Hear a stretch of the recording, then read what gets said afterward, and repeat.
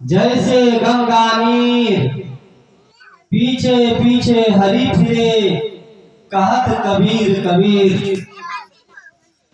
मन जिस दिन जिनका निर्मल हो जाएगा, परमात्मा उनसे दूर नहीं रहेगा।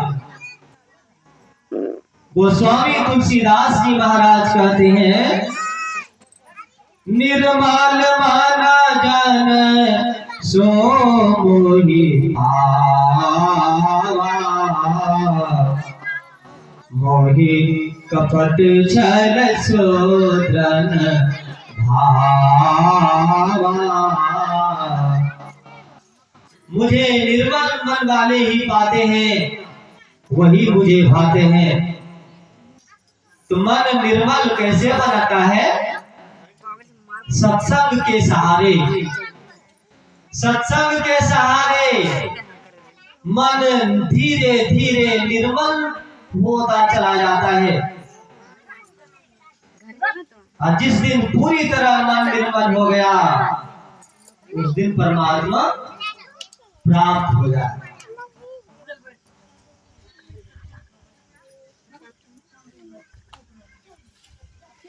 एक इतिहास मैं सुनाता हूं आप लोगों को। राजा हरिश्चंद्र का नाम सुने होंगे। उसकी पत्नी रानी सेबिया थी।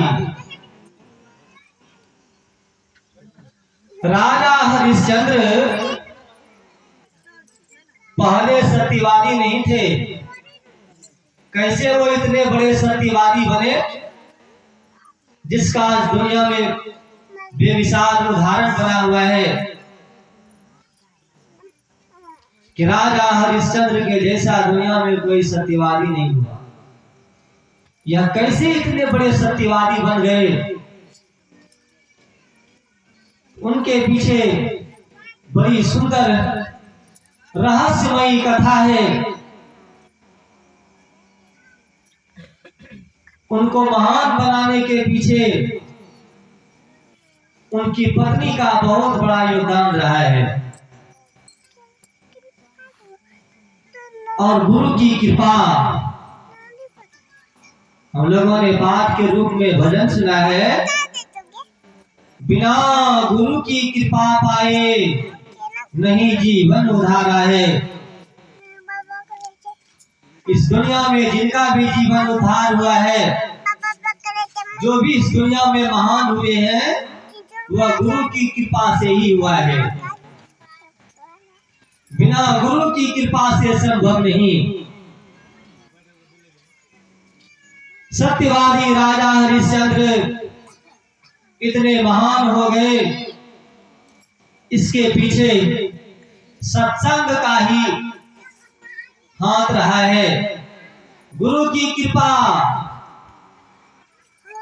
का आशीर्वाद भरा हाथ उनके सिर पर रहा है, जिसके कारण हरिश्चंद्र इतने बड़े सत्यवादी बन चुके।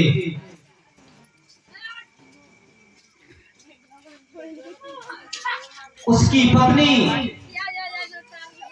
बचपन से ही उनके माता पिता सब के सब सत्संग से जुड़े हुए थे। तो जिसके घर में माता पिता सत्संग से जुड़े होते हैं, उस घर के बाल बच्चे भी धीरे धीरे धीरे धीरे सत्संग से जुड़ने लग जाते हैं। आज जो दिलीप ठाकुर जी के द्वारा यह सत्संग आयोजित हुआ है, उनके घर में अगर कोई सत्संगी नहीं होता, क्या यह सत्संग होता?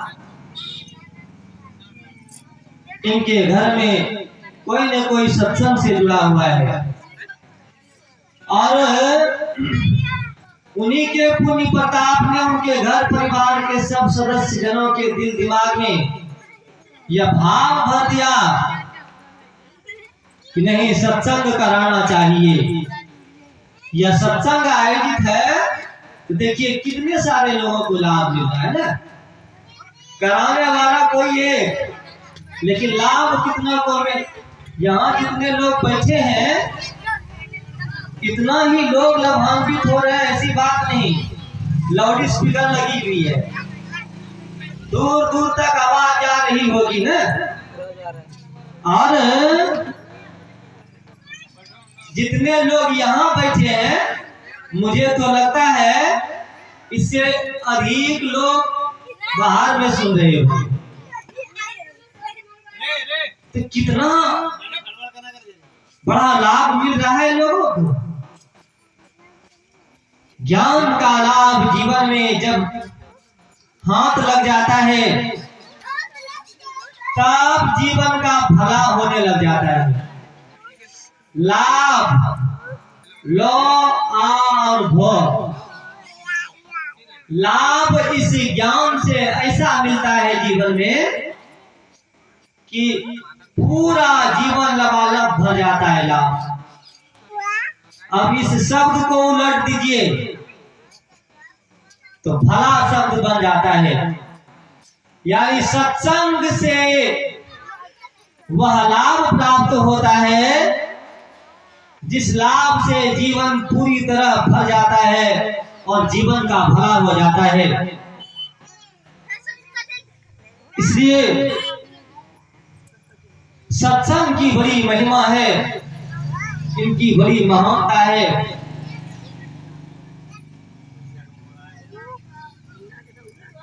तो रानी सेविया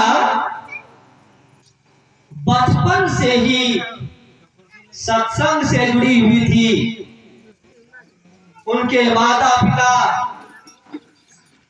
सब गुरु के ज्ञान से जुड़ा हुआ था। ये 12 वर्ष की अवस्था में ही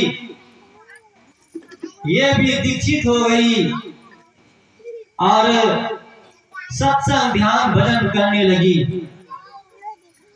जब ये विवाह के योग्य हुई इनके माता पिता ने योग्य वर ढूंढ के इनका विवाह करा दिया। जब हरिश्चंद्र से इनका विवाह हुआ तो हरिश्चंद्र के घर परिवार में कोई सत्संगी नहीं था। सब विषय वासनाओं में लिप्त जीवन जी। राजा थे ना, राजा लोग अयासी होते हैं। जिस तरह से देखिएगा MP MLA मुख्यमंत्री आदि आदि ये सब राजा की कैटेगरी में ही प्राचीन समय में राजा होता था। अभी के समय में यही लोग समझिए राजा है। तो इन लोगों का जीवन अगर करीब से जाके देखिएगा, जो कि MP और MLA बने हुए हैं ना, हम आपके अधिकार से उनके करीब में जाके जरा देखिएगा तो देख करके आप उनके चरित्र पर थुथुकाइएगा। शायद ही कोई ऐसे बिरले होंगे जिनका जीवन अब कर्मों से बचा होगा। पैसा आता है और भोग विलास का जीवन जीता है।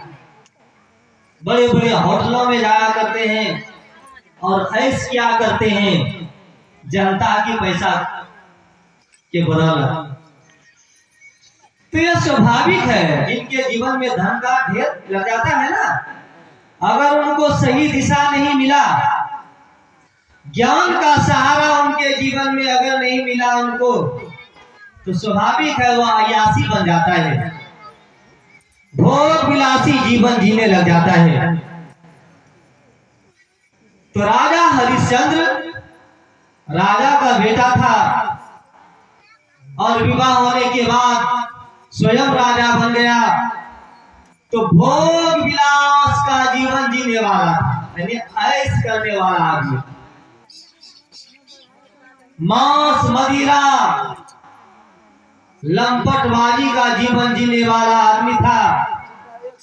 अब पत्नी आ गई उसके घर में सत्संगी। पत्नी ने जब देखा अपने घर का नतीजा, उस बेचारी को बड़ी दुख हुई और सोचा कैसे धन का तो ढेर लगा है लेकिन जीवन सबका विषय लंपट से जुड़ा हुआ है। कैसे ये लोग सुधरेंगे?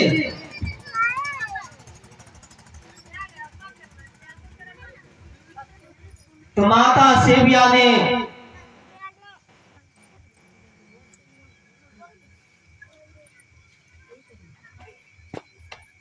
विचार की मन ही मन, और जब मायके गई तो अपने गुरु महाराज जी से मिले और इस तरह की सारी बात जब बताया तो उनके गुरु महाराज जी ने कहा कि बेटी देख, मैंने जो तुझे ज्ञान का भेद बतलाया है तो इसी के सहारे तुम अपना सब काम करना, यानी जप करते हुए भोजन बनाना, जप करते हुए हर काम करना, सबकी सेवा, सास ससुर पति आदि जप करते हुए गुरु नाम का स्मरण करते हुए तुम सब काम करना, तुम्हारा सब काम सफल हो जाएगा। और मां सेबिया ठीक ऐसी ही करना आरंभ कर दी। जब करते भोजन बनाने का काम तो मां बहन के हाथ में है ना, तो जब करते हैं वह भोजन बनाने लगी, सब काम गुरु नाम को स्मरण करते हुए करने लगी। और इस तरह से दिन बीतता गया। उनको घर से बाहर जाने के लिए नहीं दिया करता था, क्योंकि राजघराने में राजकुमारी थी ना, राजा की पुतहू है, पर्दे के आड़ में रहना पड़ता था। सत्संग के लिए वो तरसती रह जाती थी। तो गुरु महाराज के बताए मनसुआ के अनुसार वह सब काम करने लगी। एक बार उन्होंने अपने गुरु महाराज जी से कहा कि गुरुदेव, मुझे वहां सत्संग नहीं मिलता है, मैं सत्संग के बिना नहीं रह पाऊं। तो कहा उनके गुरु महाराज जी ने कि बेटी देख, तुम्हारे राजमहल के बगल में ही एक पहाड़ी गुफा है, उसी पहाड़ी गुफा में मैं जाकर रहूंगा और तुम अपने घर परिवार का सब काम करके जब निवृत्त हो जाएगी तो रात के समय में तुम मेरे पास चले आना। जो बड़े बड़े लोग होते हैं, राजे महाराजे लोग होते हैं, उसके घर में एक गुप्त द्वार होता है, मतलब वह रास्ता जिसके बारे में उसके घर परिवार वालों को ही सिर्फ पता रहता है और किसी को नहीं। वह गुप्त द्वार